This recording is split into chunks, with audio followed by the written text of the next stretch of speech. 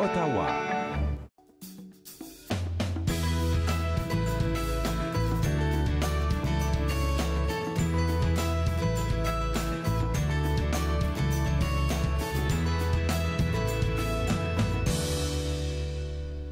Bonjour et bienvenue entre nous exclusivement sur les ondes de TV Rogers. Je suis Catherine Marion, il me fait plaisir de passer la prochaine heure avec vous. Nous avons une heure chargée aujourd'hui, alors nous commençons tout de suite avec notre première invitée. Avec moi, Helen Hirsch-Spence, qui fait partie du groupe Top 60 Over 60. Je trouve ça vraiment très intéressant, on s'est parlé un tout petit peu avant, et puis c'est vrai que 60 ans, c'est pas la fin, hein? 60 ans, un peu loin de là. Ouais, loin de là. C'est le commencement, je dirais. Oui. Oui, c'est un autre chapitre dans notre vie. Hein. Alors, quel est le but, si on veut, ou le mandat de ce groupe Top 60 Over 60? Ben, on aspire à devenir une communauté de personnes âgées qui soutient un esprit de l'entrepreneuriat. Oui. Oui. Alors, ce que vous allez faire, c'est, premièrement, vous avez lancé une campagne récemment pour, si on veut, recruter des membres, c'est ça? Ben, ça va commencer d'ici quelques semaines. D'accord. On n'a pas.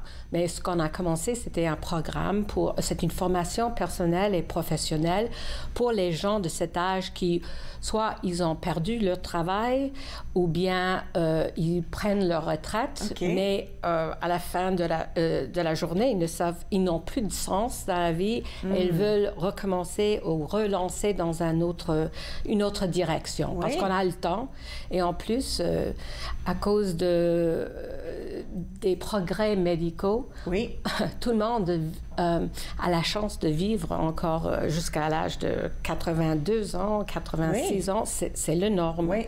Et puis, il y en a qui souhaitent travailler longtemps. Mon père a pris sa retraite de son vrai travail il y a longtemps, dans la cinquantaine. Il travaille encore aujourd'hui à temps plein, un métier différent qu'il faisait, mais ça le garde en vie. Oui. Ça le rend heureux. Il fait des choses qu'il préfère. Alors, comme on dit, 60 ans, ça ne veut pas dire qu'on doit cesser nos activités. Alors, vous êtes en partenariat avec le Centre ontarien Innovation Emploi et c'est là que vous avez fait ce projet de formation, n'est-ce pas? Oui, non, ça veut dire qu'on l'a fait ici. Ils nous soutiennent, mais c'est un programme. On a à peu près 50 participants. Une vingtaine dans chaque cohorte. Okay. Et puis, on vient de passer la première cohorte et c'était un succès. Enfin, un succès fou. Ah oui, hein? Oui, parce que les gens se sont un peu isolés. Et une fois qu'ils laissent leur travail, ils ont un réseau social souvent. Mais c'est plutôt à cause de l'agisme qui crée pas mal de problèmes. Oui. Ça veut dire que une fois qu'on est plus âgé, on devient invisible. On perd notre voix. C'est pas à cause de nous, c'est à cause de la culture. La culture de la société, si on veut, ce qu'on croit savoir, ce qui n'est pas toujours la vérité. Non, et on est obsédé par la jeunesse. Enfin, il faut toujours, on parle toujours des traitements pour devenir plus jeune. En fait, moi j'aimerais bien avoir un corps peut-être plus jeune, mais pas un esprit plus jeune. Mais oui, c'est ça. L'expérience, ça nous apporte beaucoup de choses. Exactement. Et les chercheurs ont trouvé que l'expérience vaut beaucoup plus que les habilités et connaissances. Donc, on peut toujours apprendre quelques habilités, la créativité, etc. On peut l'apprendre, mais l'expérience, il faut la vivre. Oui, tout à fait. Oui. Alors, éventuellement, vous allez avoir un groupe de membres. Qu'est-ce que vous souhaitez faire une fois que vous allez avoir formé ce groupe? Qu'est-ce que vous souhaitez? On va continuer à offrir des cours interactifs et aussi des rencontres. Et puis, ça va être éducatif, mais aussi social. Donc, nous avons comme but d'aider les autres à reconceptualiser leur avenir et de voir qu'on peut avoir une vie très satisfaisante et très productive, même si on a 60 ans. Oui, ou plus. Au plus, oui, encore. Évidemment. Parce que ce groupe-là, c'est Top 60 Over 60, c'est 60 ans et plus, si on veut. Alors, les gens qui veulent se joindre et partager leur expérience, mais aussi apprendre. Peut-être apprendre s'ils veulent apprendre un nouveau métier ou même juste apprendre à être bien. C'est ça. C'est ça. C'est pour ça que je dis que c'est une formation personnelle autant que professionnelle.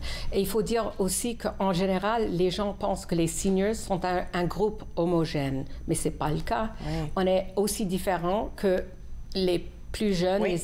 les enfants de 5 ans jusqu'à 25 ans, on ne dirait jamais qu'ils sont dans un groupe homogène, n'est-ce pas?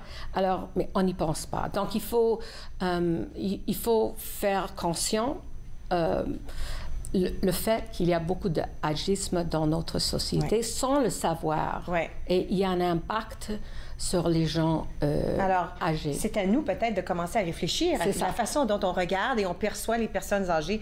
Je vais inviter les gens à aller visiter votre site web. Alors, tout d'un mot, Top60over60, écrit avec des lettres et non des chiffres. Top60over60.com. Et là, on peut trouver les informations par rapport à devenir membre et aussi ce qui s'en vient par rapport à votre groupe. C'est ça. Merci beaucoup. J'aime beaucoup ce que vous faites. Alors, allez visiter le site web Top60over60. On l'a mis à l'écran tout ensemble. Peut-être que c'est un groupe qui vous intéresse ou peut-être vous connaissez quelqu'un, membre de la famille, à qui ça pourrait aider pour qu'il puisse s'épanouir. Nous avons une heure remplie. Arthur Coinco est ici pour parler de physiothérapie. On parle de la santé mentale aussi. Et Gisèle Nantais du Ciné-Club va nous présenter un nouveau film. Elle va aussi nous parler d'un festival de films aussi. Restez avec moi.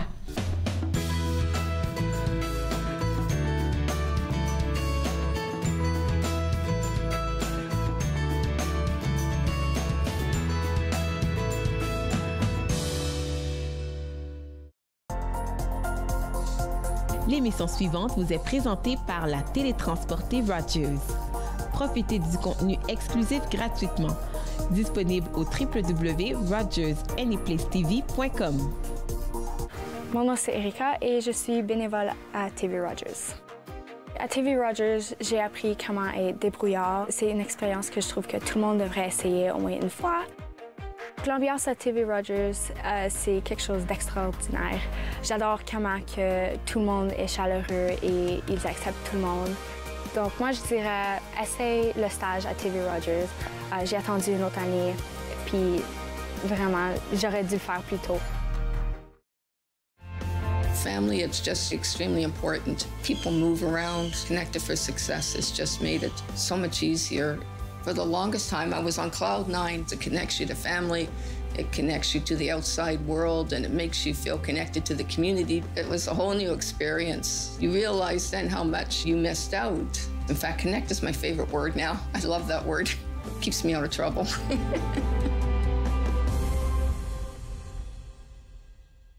Et toi, tu aimes les animaux?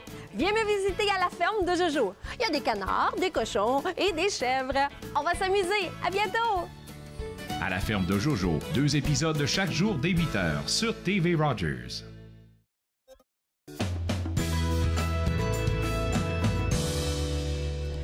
Vous êtes de retour entre nous sur les ondes de TV Rogers. Gisèle Nantais, vous la connaissez, elle vient nous parler de films français, des fois des choses d'ici, des fois des choses d'ailleurs. Et là, aujourd'hui, on parle d'un drame. Oui.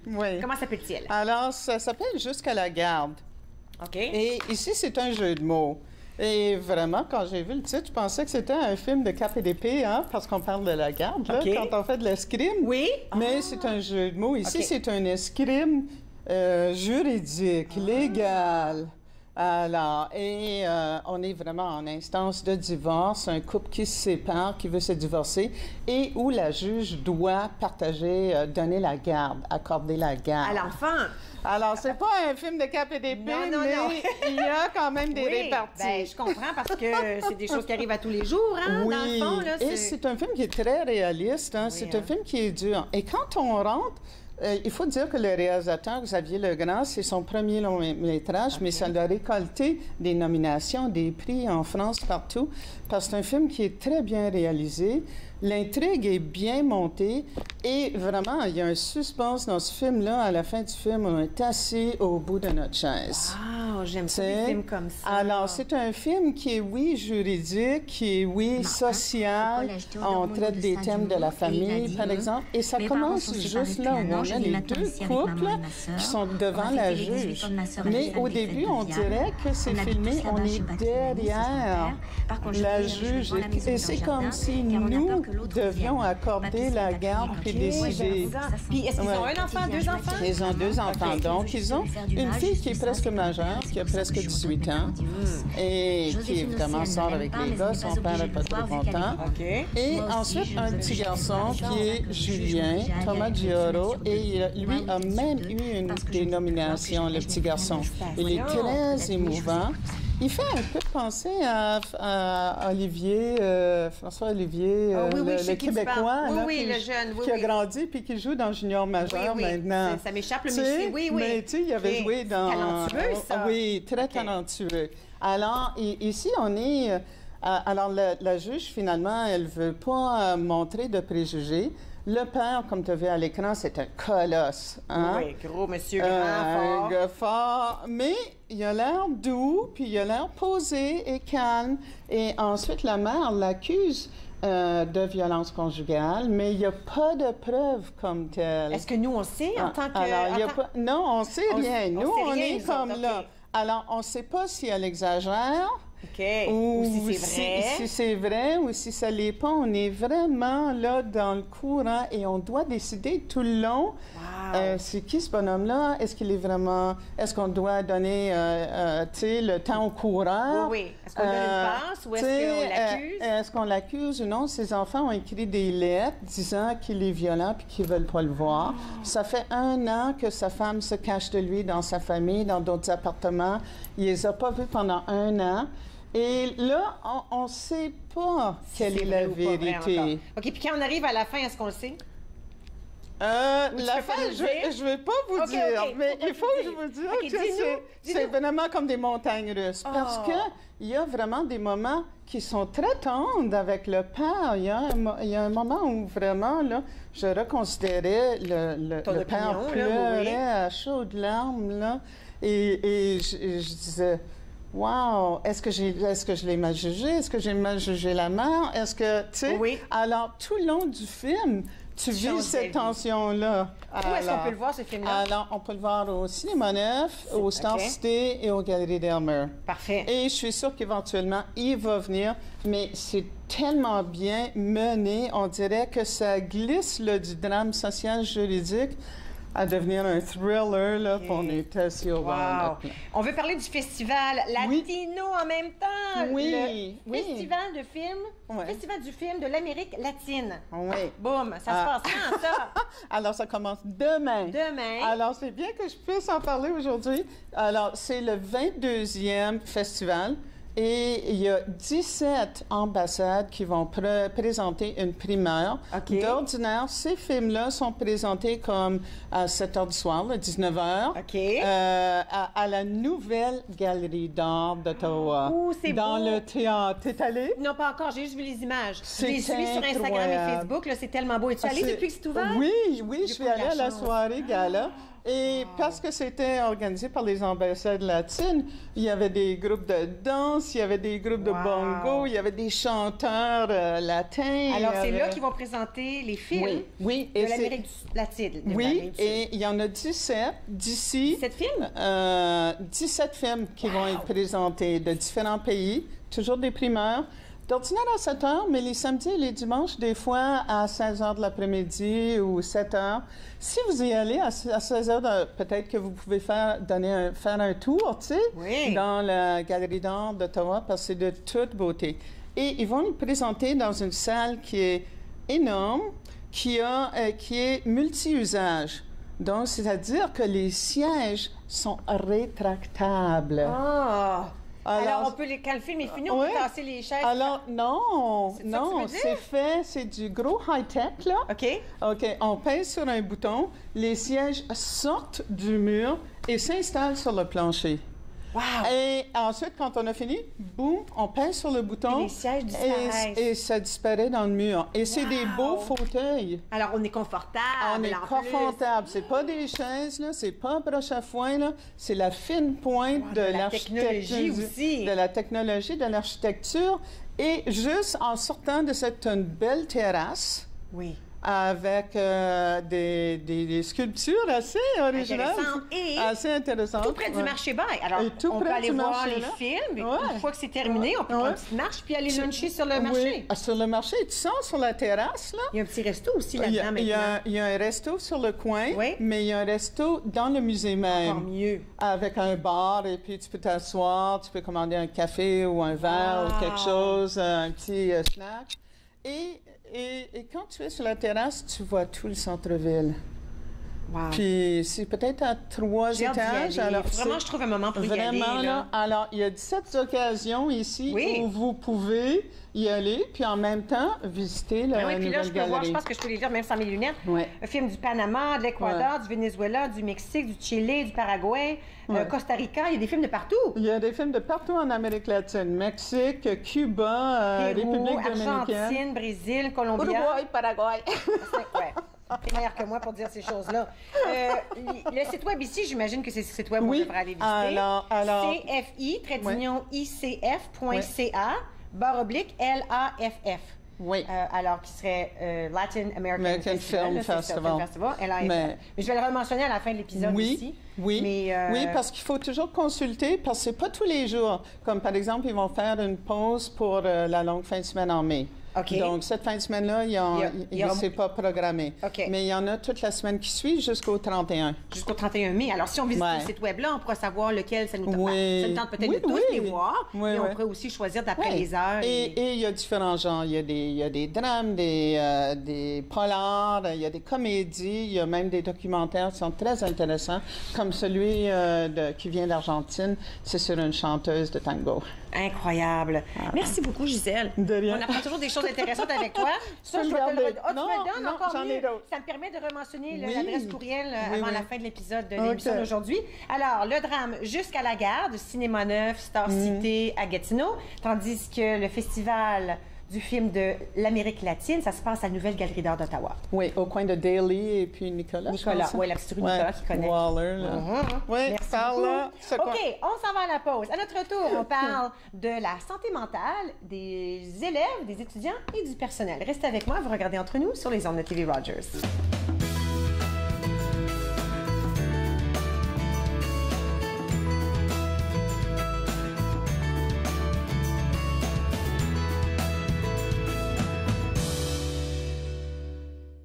Trop de pression, faut que ça lâche, faut que ça craque, faut que ça claque, et ça va faire mal, je sais que ça fait mal, mais ça va passer, ça va passer. Laisse-y le temps,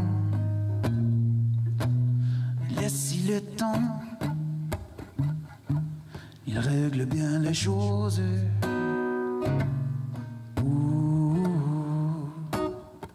Il règle bien les choses.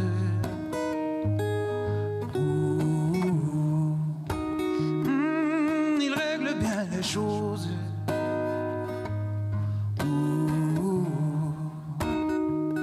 Règle bien les choses. La nuit languit, les journées traînent, je transgresse, je me rince. Quand viendra le répit, quand viendra le...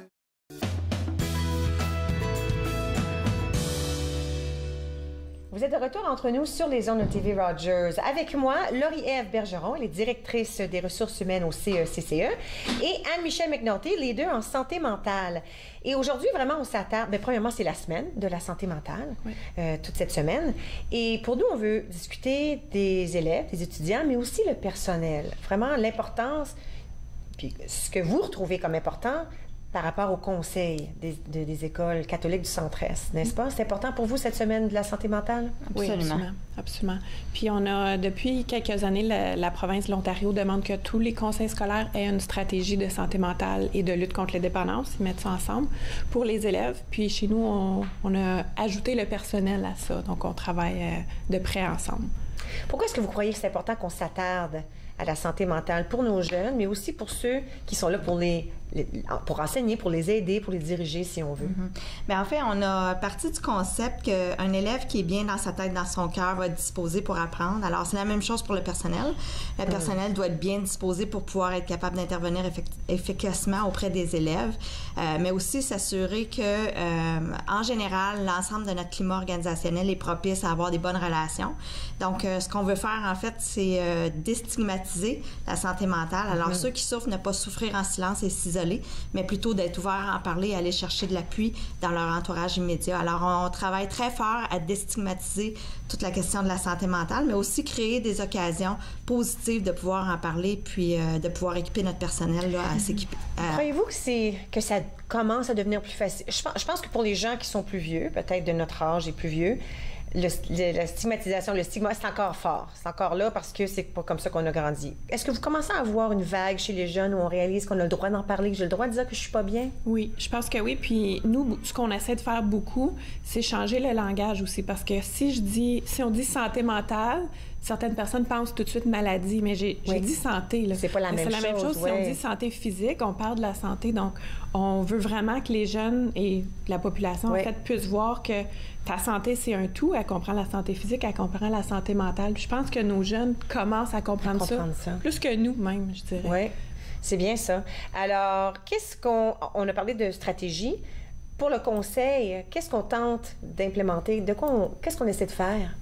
En fait, notre stratégie étant à 2 niveaux, mais vise à ce que vraiment tout le monde se donne la main pour trouver des solutions ensemble, donc les élèves et le personnel. On a eu d'abord un événement, on s'est allié à Belle Cause pour la cause cette année, le 31 janvier, où est-ce qu'on a créé une grande vague de solidarité dans nos écoles, où est-ce que les gens pouvaient identifier une personne qui les a aidés à un moment où est-ce qu'ils se sentaient pas bien. Alors, des élèves pouvaient identifier des membres du personnel ou d'autres élèves. Okay. L'objectif était évidemment de remercier les gens, mais aussi d'identifier les gens vers qui on peut se tourner si on se sent pas bien et on cherche de l'aide. Alors, ça a créé une très belle vague de solidarité dans nos écoles. On était très contents, mais aussi une occasion de parler de santé mentale. Alors, quand je me sens pas bien, qu'est-ce que je peux faire? La deuxième intervention qu'on a fait, c'est on a demandé l'appui du centre psychosocial qui intervient à 2 niveaux. Pour le personnel, on appelle ça le CMTP, alors le cadre du milieu de travail positif. Alors, c'est vraiment d'équiper chaque école avec un leader qui n'est pas nécessairement un membre de la direction, mais un membre du personnel que les gens choisissent entre eux, qui est une personne positive puis une personne ressource. L'idée, c'est vraiment d'équiper nos milieux de travail à ce qu'eux-mêmes soient capables de mettre en place tous les outils, les stratégies qui sont nécessaires pour que leur milieu de travail soit positif. Ça, c'est une autre affaire importante parce qu'on a mentionné à quelques reprises qu'on veut que les jeunes parlent, mais si le jeune décide de s'approcher d'un professeur, on ne sait pas ce sera lequel, cet individu-là doit savoir quoi faire. Oui, absolument. Des fois, puis ça peut être très lourd ce qu'apporte un jeune. Des fois, c'est peut-être moins lourd. Écoute, c'est toujours lourd pour la personne qui le vit. C'est ça.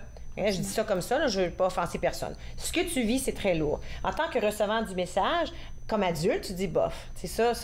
Puis d'autres choses, c'est très difficile. Alors, comment on équipe le personnel? Ça a 2 volets, ça. Parce que si, comme un jeune s'approche d'un membre du personnel, premièrement, il doit savoir comment réagir à cet enfant-là. Oui. Mais il doit aussi lui-même être assez bien pour être capable de répondre. Parce que si, comme intervenant, il est déjà pas bien dans sa peau, d'entendre un élève qui lui parle de quelque chose de difficile, ça ajoute à la lourdeur. C'est la raison pour laquelle on travaille vraiment avec les gens en ressources humaines pour que notre personnel soit bien. Puis là, mon équipe, c'est plus au niveau des élèves, mais on travaille aussi à outiller le personnel à savoir quoi répondre aux élèves, à qu'est-ce que tu peux faire, puis où les diriger si vraiment tu peux pas répondre à leurs besoins. Donc, c'est vraiment nous, on voit ça à 3 niveaux. Donc, au niveau de la base, c'est vraiment une sensibilisation de tout le monde.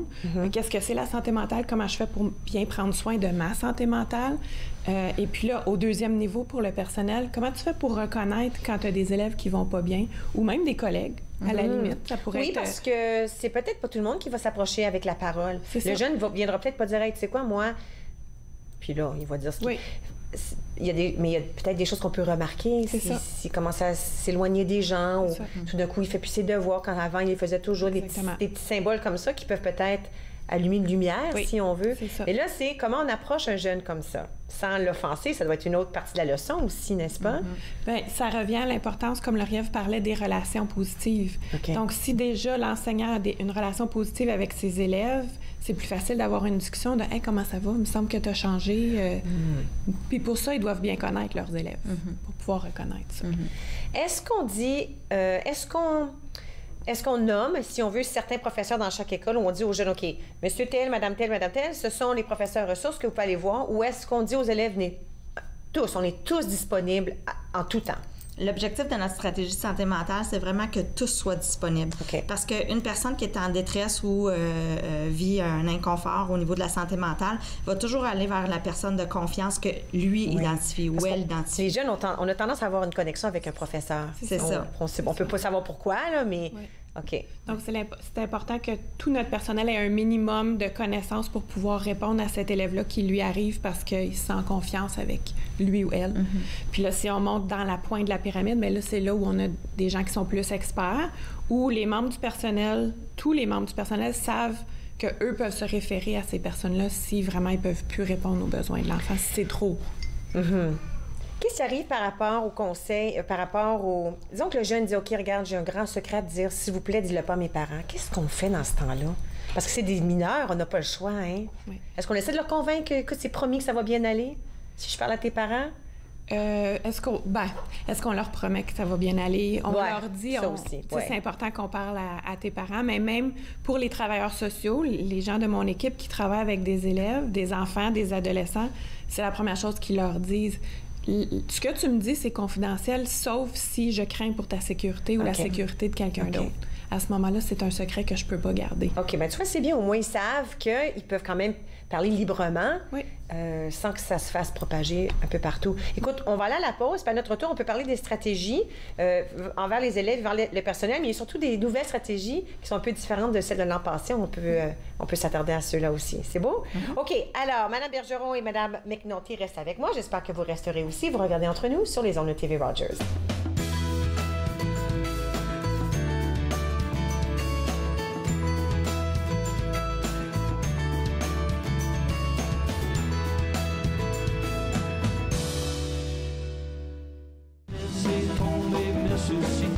Parti vers le noir, je deviens plus heureux, c'est beau de dire, mais faut le choix. J'ai retrouvé le goût de rire, retrouvé la joie de danser, retrouvé la flamme qui sert peut-être, puis je l'ai allumée. Quand la porte ouvre ses bras, il faut que tu sois là. Il y a tellement de mots qui passent, plus profond que toi et moi. Quand la grande porte s'ouvre, c'est important que tu y sois. J'ai plus le goût de marcher dans les couloirs du passé. J'ai vraiment plus le goût de jouer au jeu des cœurs brisés. J'ai retrouvé à force de parler l'importance de tous mes mots, relever tous mes défis pour venir encore plus haut. Quand la porte ouvre ses bras, il faut que tu sois là. Il y a tellement de mots qui passent, plus profond que toi et moi, dans la grande porte.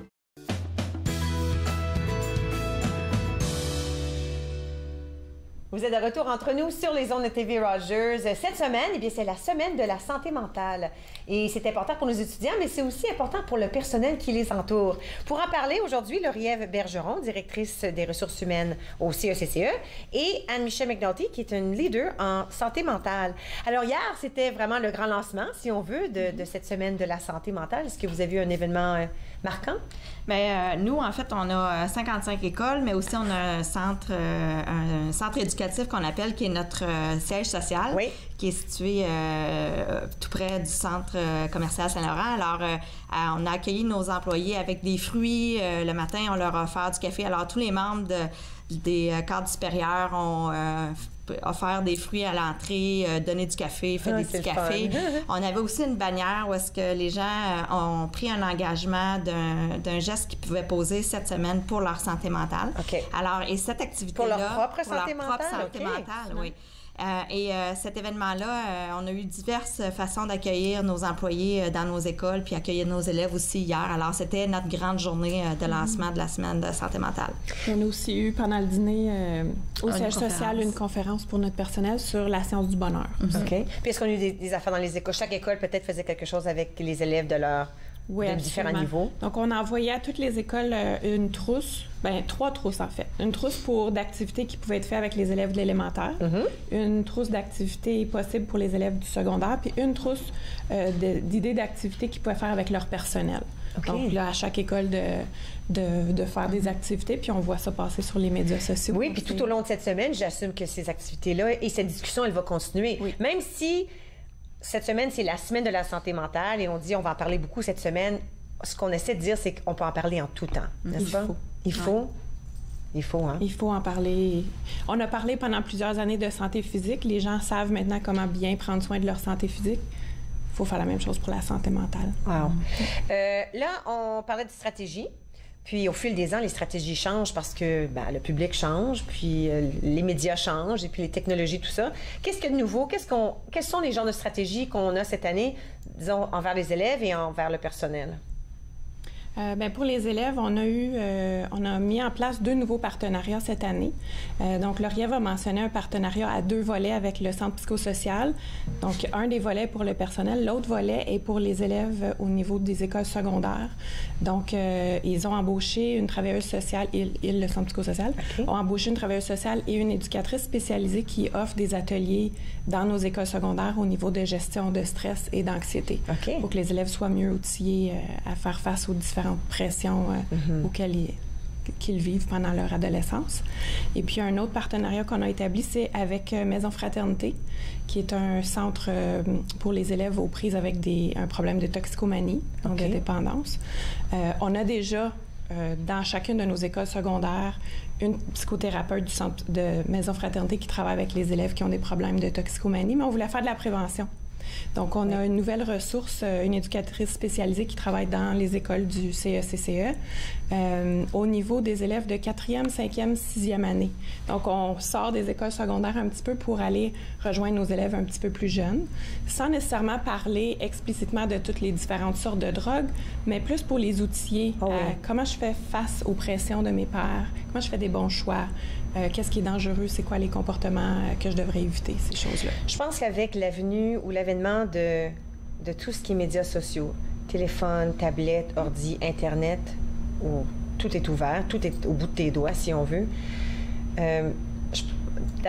d'après moi, à mon avis, c'est pour ça qu'on voit plus de stress, je pense, chez les jeunes aujourd'hui, que nous, peut-être qu'on vivait. Parce que nous, ce qui se passait, ça se passait dans la salle de classe, ou de la classe à la maison, ou à la maison avec mes frères et mes sœurs. Mais là, j'ai le monde entier autour de moi qui me bombarde d'informations. J'ai comme l'impression que... Parce qu'on le voit, je le vois chez mes jeunes, chez les 4 miens, il y a un stress que je voyais pas quand j'étais jeune, puis je pense que ça s'attache un peu à ces choses-là. Est-ce qu'on montre aux jeunes un peu comment se défaire de ça, de se détacher de ça, de gérer, si on veut, tous ces médias? Oui. En fait, ça fait même partie de... Quand on fait de la prévention des dépendances, on rentre la dépendance aux électroniques dans ça aussi. Oui. Donc, cyberdépendance, les jeux électroniques, les médias sociaux, tout ça. Donc, on rentre tout ça dans cette prévention-là. C'est vraiment intéressant.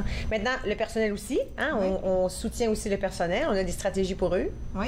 En fait, vous avez tout à fait raison de dire que de moins en moins de séquences dans notre vie. Donc, on n'a pas nécessairement une vie privée qui se termine puis une vie de travail. Alors, il y a une grande fluidité entre tout ce qui se passe et de moins en moins de coupures là, entre un monde et l'autre monde.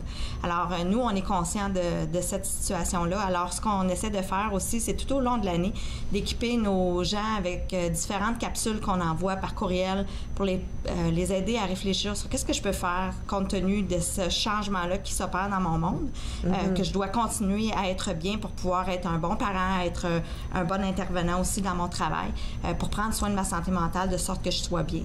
De notre côté, le Centre psychosocial nous aide à équiper nos milieux de travail avec des leaders en positifs, donc qui peuvent aider à intervenir de sorte que si quelqu'un ne se sent pas bien dans le milieu de travail, il peut aller vers cette personne-là. Puis il faut reconnaître aussi qu'une très grande portion de notre vie, maintenant qu'on passe au travail, une plus grande portion de notre vie qu'on passe au travail qu'on passe dans notre vie privée. Ouais. Alors, souvent, les gens, quand ils se sentent pas bien, on peut en être témoin aussi dans notre milieu de travail. Puis c'est pas parce qu'on est dans un cadre de milieu de travail qu'on ne doit pas intervenir. Alors, on doit aller vers quelqu'un qu'on remarque qui est plus isolé, que les comportements ont changé, qui a changé sa routine de vie. Alors, d'aller vers cette personne-là, d'avoir les bons messages, de créer l'ouverture pour pouvoir accepter ce que cette personne-là va nous partager, mais pas nécessairement en prendre charge, mais la diriger vers les bonnes ressources. Alors, on a une série d'autres ressources où est-ce que aussi on peut diriger nos gens, alors que ce soit à travers des partenariats qu'on a pour différents problèmes, donc soit de la toxicomanie, problèmes de dépendance, d'autres natures. Donc, on peut diriger nos employés s'ils vivent des moments difficiles. Oui, parce que voilà, c'est l'importance aussi de savoir, c'est qu'on ne s'attend pas à ce que le personnel puisse prendre charge et s'occuper de... Parce qu'on est diplômé en enseignement. On n'est pas nécessairement diplômé comme médecin, psychologue, thérapeute. Mais si on a les outils pour avoir une discussion et ensuite envoyer cette personne, un collègue ou un élève au bon endroit, on a déjà fait les bonnes choses. On a déjà aidé juste en faisant ça. Écoute, merci beaucoup, mesdames. Je vous souhaite une belle fin de semaine de la santé et encore les beaux messages qui se propagent chez les jeunes et chez le personnel. Et puis à la maison, si vous voulez avoir plus d'informations par rapport au Conseil des écoles catholiques du Centre-Est, le site web, c'est écolecatholique.ca. Pas difficile, hein? Et puis à ce moment-là, vous pouvez vous informer auprès des écoles, des communautés, des quartiers, et puis tout est là, bien indiqué sur le site web. Nous allons prendre une toute petite pause. À notre tour, nous allons parler coups et tennis. Devinez qui va s'asseoir avec moi. Restez avec moi, vous regardez Entre nous sur les ondes de TV Rogers.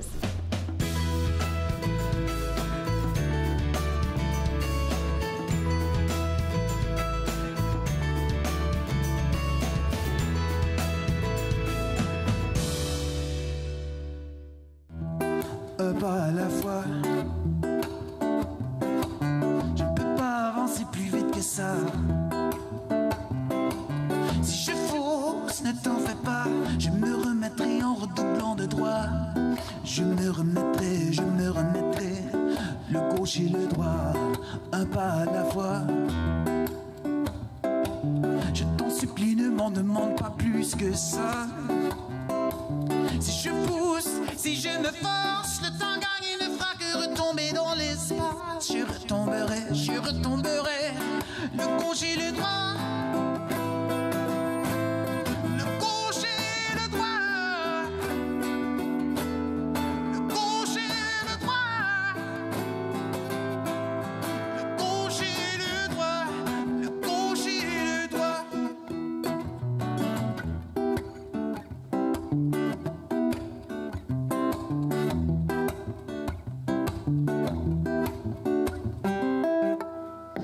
Pas à la fois.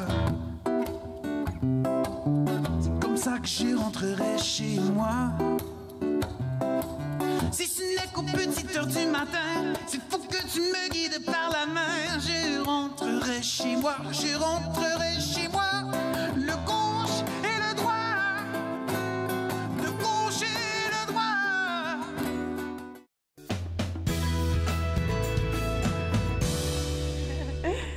Vous êtes de retour entre nous sur les ondes de TV Rogers. Arthur Coinco, c'est notre physiothérapeute extraordinaire qui vient nous visiter à tous les mois. Et on parle toujours de différents bobos. Et aujourd'hui, on s'attarde au cou. Oui, le cou. Et puis là, il y en a des choses qui se passent dans le cou. Quand on parle du cou, est-ce qu'on parle vraiment juste d'ici ou est-ce qu'on parle jusque presque dans les épaules? Mais on parle de la colonne vertébrale qui fait le cou. Oui. Mais aussi les épaules, les omoplates. Le reste. Okay. Le reste aussi. Tout ce qui entoure un peu. Tout est connecté. C'est connecté. Ouais. OK. Bon. Alors, une personne vient à la clinique et dit « Oh, j'ai mal au cou ». La première chose à faire, c'est demander des questions, faire une histoire.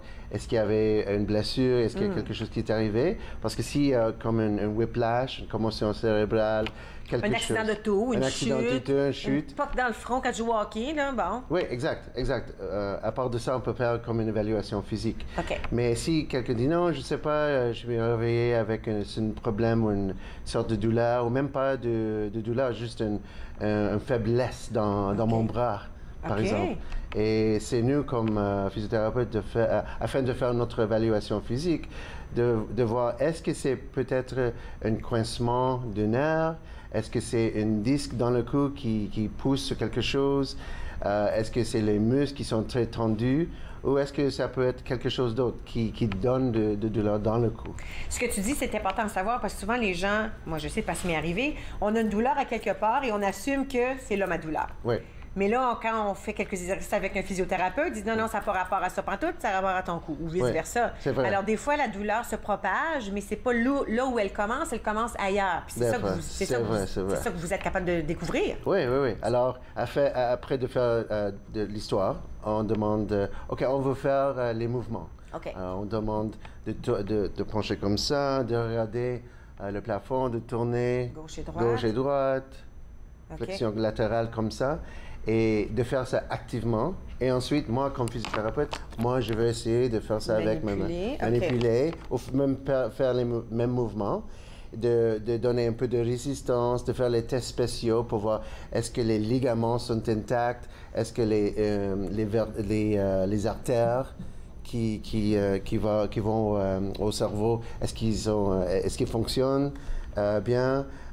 Et à part de ça, là, je vais toucher et manipuler les petits os, les vertèbres, pour voir est-ce qu'il y a quelque chose qui n'est pas bien placé, est-ce que c'est une muscle qui est très tendue, et après ça, on va donner un programme d'exercice où on va faire des thérapies manuelles, utiliser des autres appareils pour réduire et soulager ce problème. OK. Et puis, ce sont des choses souvent qui peuvent être guéries avec un petit peu de temps. On n'a pas besoin de vivre en douleur pour toujours. Oui. Hein? OK, alors tu as amené cette gugus-là? Oui. Ça, c'est la colonne vertébrale, on voit ça. Et la partie, est-ce que tu sais, la partie, c'est qui le cou? Oui, en haut ici. Là. En haut, là. Alors ça, c'est le crâne qui commence. Alors le cou crâne, ici. Et nous avons les vertèbres dans le cou. Et les vertèbres s'attachent l'un à l'autre. Mais entre les vertèbres, nous avons les disques. Les petits coussins. Les petits coussins, oui. Et ça donne d'absorption quand on bouge, quand on tourne. Mais ça aussi donne l'espace pour les racines nerveuses à passer. OK? Alors, nous avons une dans un côté gauche, et l'autre, côté droit. Alors, si le petit coussin, si on veut, le disque est vraiment écrasé, ça peut écraser ces nerfs-là. C'est vrai, oui. Et ça peut donner des problèmes dans le bras. Intéressant. Une faiblesse dans les mains. Oui. Et quand on fait ce mouvement, on tourne, on va sentir quelque chose qui est très douloureux. OK. Mais ça va disparaître juste après. Alors, si tu fais le mouvement, ça donne douleur. Si tu retournes, la douleur est partie. Exact. Ça, c'est un mode de savoir. J'ai apporté ça juste pour montrer comment le système nerveux fonctionne. Alors, nous avons les petites racines nerveuses qui se joignent comme ça et forment des nerfs qui passent... Jusqu'au doigt? Jusqu'au doigt. Alors, si par exemple, tu as une faiblesse ou une douleur dans ton avant-bras, s'il y avait quelque chose qui est mal spécifiquement dans le nerf, là, tu peux avoir une faiblesse. Mais si ça vient du cou, ça peut être aussi donné de cette faiblesse, mais les autres muscles peuvent fonctionner. C'est juste le muscle qui a cette partie du cou qui donne... la sensation, de faiblesse ou de picotement, si on veut. Oui. Alors, par exemple, si on est dans la clinique, on voit qu'il y a les muscles très tendus. Alors, le thérapeute va faire la thérapie manuelle, une sorte de massage, une technique pour travailler sur le muscle. Il y a un nœud, de masser, et on a des techniques spécifiques pour ça. Mais aussi de donner des exercices pour la personne, parce que c'est très important pour la personne de continuer à faire soit les étirements, les exercices de renforcement, l'éducation pour la posture, parce qu'il y a plein de monde qui travaille devant l'ordinateur. Je sais, hein? Puis on est comme ça là, devant l'ordi ou devant le téléphone, tout recourbé, le cou est loin en avant, c'est pas normal, ça. Et je dirais que la majorité de mes clients qui ont un problème au cou, c'est parce que leur posture n'est pas bonne. Et si on corrige leur posture, tout de suite, ils disent « Oh, wow! Ouais. Ça sent mieux. » Ça sent mieux, oui. Ouais. Et je veux montrer quelques exercices qui sont bons pour le cou. Alors, première chose, c'est, on utilise cette bande élastique. Comment on peut faire des exercices de renforcement pour le cou? C'est avec un peu de résistance. Il faut être un peu créatif. Alors, si je veux renforcer les parties juste à côté, je peux mettre ça comme ça. Un bandeau, Rambo. Oui, le Rambo. Je peux faire cette sorte alors de tu as de la mouvement. résistance un tout petit peu. Oui. OK, c'est intéressant, ça. Comme ça. Puis là, tu fais l'autre côté. Même de faire les rétractions. Parce que si on a le cou qui est arrondi comme ça, c'est important de faire la rétraction. Pour le ramener. Oui, mais avec un peu de résistance, ça donne plus de résultats. Mais aussi, on peut développer les problèmes ici, en avant, parce que ces muscles deviennent trop serrés. Et court, comme ça. Et de faire des exercices comme ça. Et si on reste dans cette position et on ouvre et ferme la bouche. OK. Là, on travaille les muscles. Ah oui, on peut voir en avant. Et on peut même mettre nos doigts comme ça, pousser vers le bas. OK. Et lève, juste comme ça. OK. Comme ça. Ça, c'est une sorte d'exercice qu'on peut faire. Je te regarde avec moi. Après ça, on va parler du fameux sac à bine. Oui. Puis ensuite, on s'attarde au tennis. Parfait. C'est beau? Oui. On s'en va à la pause. Arthur reste avec moi. J'espère que vous resterez ici. Vous regardez entre nous sur les ondes de TV Rogers.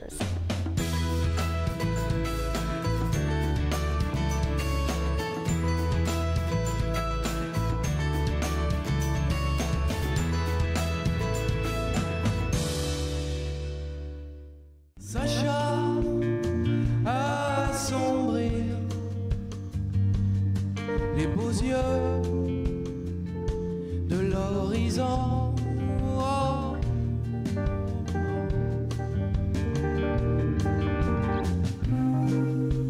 Promesse de voyous et foi de canaille, j'allume des feux de paille un peu partout. Promesse de voyous et foi de canaille, j'allume des feux de paille un peu partout.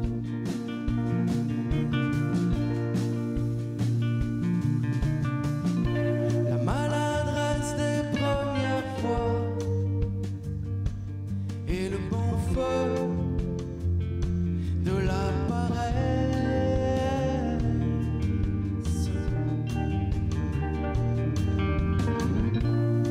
Quand le poignard de l'ivresse perd le fil sur des rochers trop durs.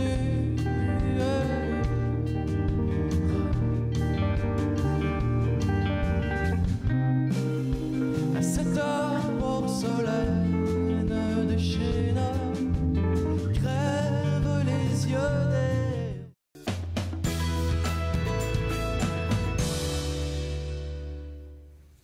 Vous êtes de retour entre nous sur les ondes de TV Rogers. On parlait avec Arthur au sujet de la santé de notre cou. Arthur qui est physiothérapeute. Et puis, tu nous as montré à faire des exercices, puis tu avais amené ça avec toi. Moi, j'appelle ça un sac de bine. Je sais pas si le bon mot, c'est haricot, mais... c'est le bon mot. Alors, ça, on peut le réchauffer, hein, c'est ça? Tu peux réchauffer ça, tu peux mettre dans le micro-ondes, ensuite mettre... c'est excellent pour les muscles. Tu peux le mettre sur le cou? C'est juste avant de faire les exercices, c'est bon de réchauffer les muscles. Parfait. Alors, pour mettre ça pour 15. Super bonne idée. Puis en plus, c'est mou, alors on peut le mettre ailleurs. Hein? Exact. Sur le coude, OK, c'est bon. Super. Maintenant, on parle de tennis. Oui. C'est la saison, il fait beau dehors, le monde sont contents. Oui. Alors, le monde veut jouer au tennis. Oui. Et Moi, je suis aussi un professeur, un entraîneur de tennis. Alors, je connais le sport et je connais les blessures. J'allais dire, il y a sûrement des blessures qui sont associées au tennis. Oui, c'est vrai. C'est toujours le même bras qui fait le... C'est toujours le même bras. On peut développer une tendinite dans le coude si on n'a pas la bonne technique. On peut avoir ce coincement de nerfs quand on fait le service, si le lance n'est pas dans la bonne position. On peut développer des problèmes dans le dos si on n'étire pas nos muscles. Il y a plein de choses. Souvent, les gens disent... disons que ça fait 30 ans que je joue au tennis. Ben oui, ça fait 30 ans que je joue au tennis, puis j'ai pas de misère. Là, j'ai de la misère. Mais c'est pas ça fait 30 ans qu'on fait peut-être la mauvaise chose, le mauvais mouvement répétitif.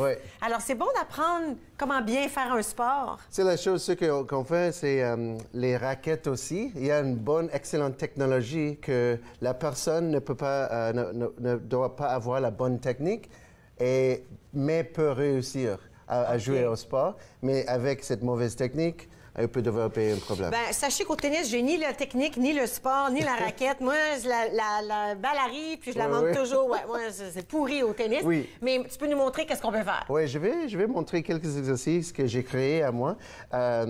Alors, les joueurs de sport, surtout au tennis, veulent avoir des exercices qui sont reliés au sport. Oui.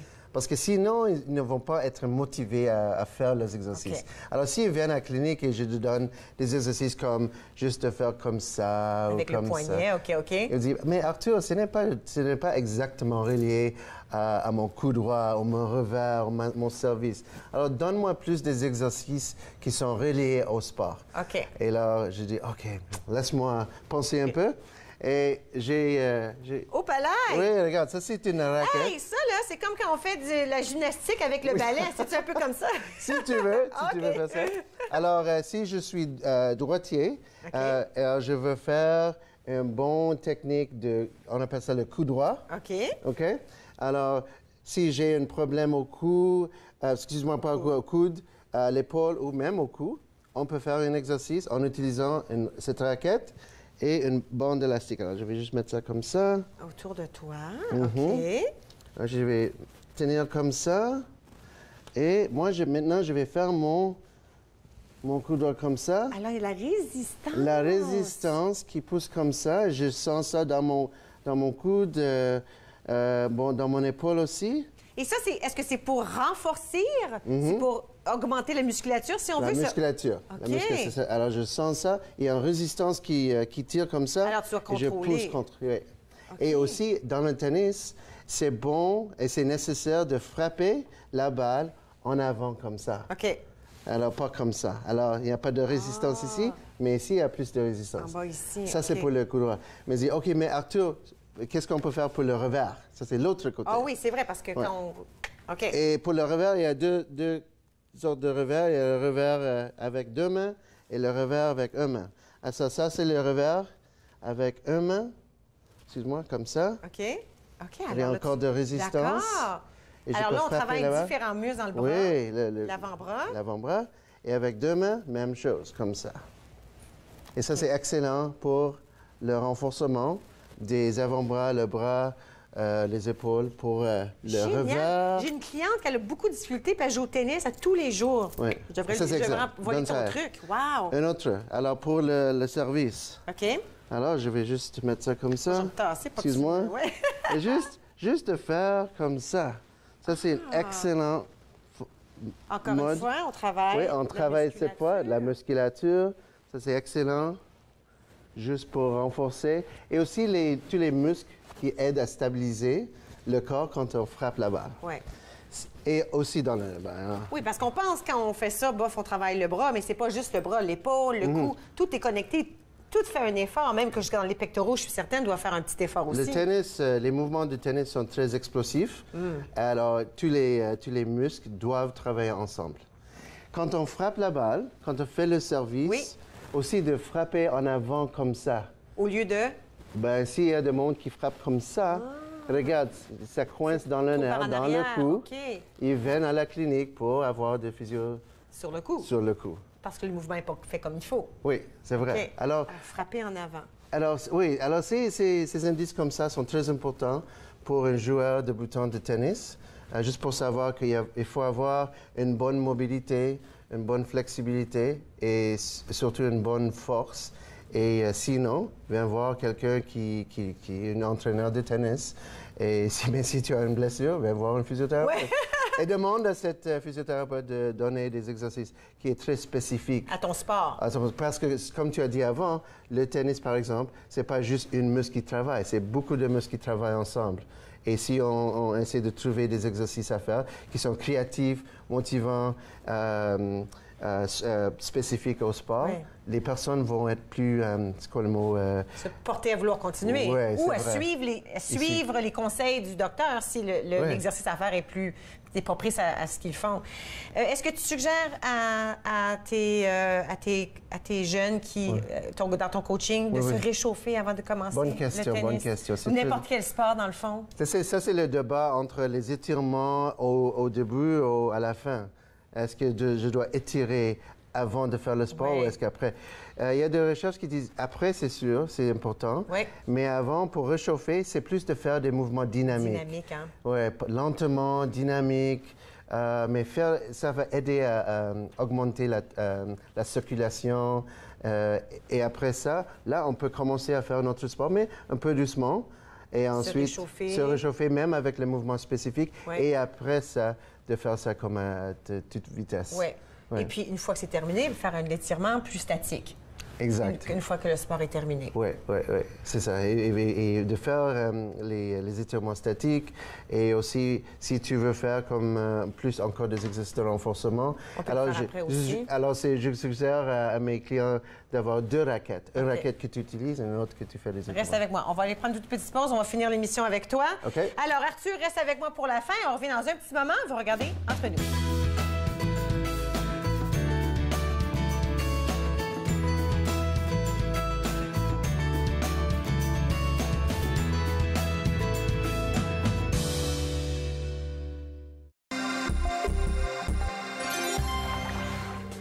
Un gilet de sauvetage ou un vêtement de flottaison individuel bien ajusté gardera l'utilisateur bien à flot, mais il importe de choisir la bonne taille.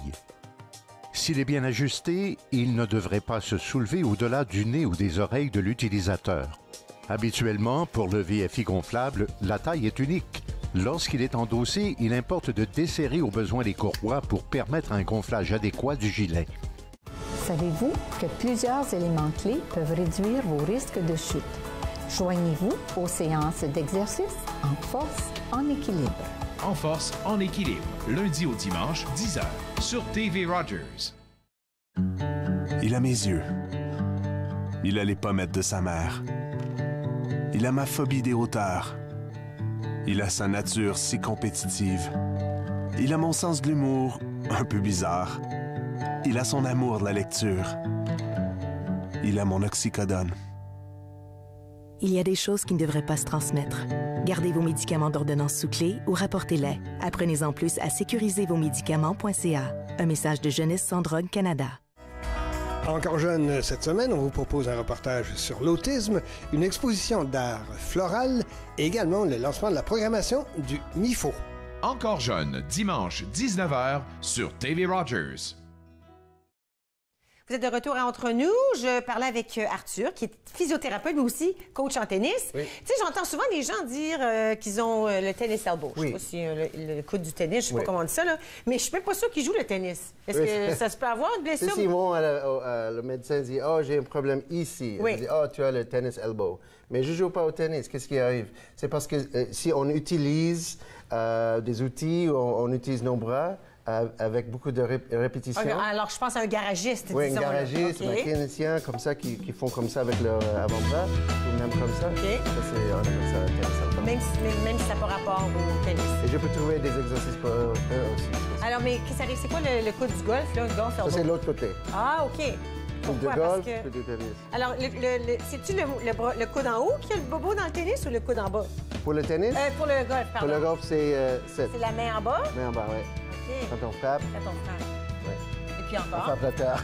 Oui, bien ça, c'est dans mon cas. Moi, des sports avec des balles, là, ça ne fait pas mon affaire. Mais encore une fois, on peut avoir des exercices spécifiques et pour renforcer et peut-être réparer la blessure. C'est vrai. Alors, faut aller voir un physiothérapeute. Oui. Merci beaucoup, Arthur. Alors, moi, avec le petit bandeau, je suis pas sûre que ça va me rendre experte en tennis, mais en tout cas, je vais m'amuser quand même. Oui. On a fini pour aujourd'hui. On se retrouve demain à la même heure.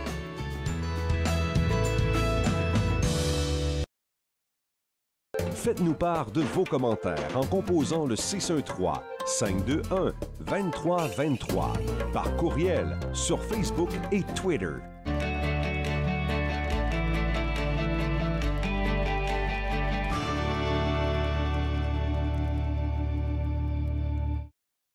Bonjour, je suis Dustin Jihu, je suis un bénévole pour TV Rogers. TV Rogers m'avait appris à vraiment être meilleure personne d'équipe, puis aussi de me déjeuner un petit peu parce que j'avais du trouble avant avec des personnes, mais maintenant c'est plus comme, je suis plus confortable juste être avec des personnes. Quand j'ai commencé le semestre, j'ai pris des bons amis, puis c'est facile de faire des amis quand vous travaillez ensemble, puis vous allez pour la même chose.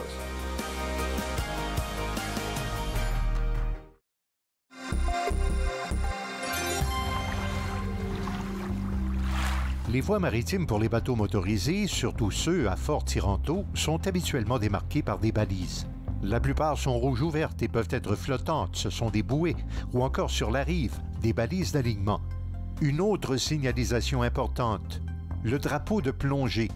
Cela signifie qu'une activité de plongée est en cours et que vous devez maintenir une distance d'au moins 100 pieds de cet endroit.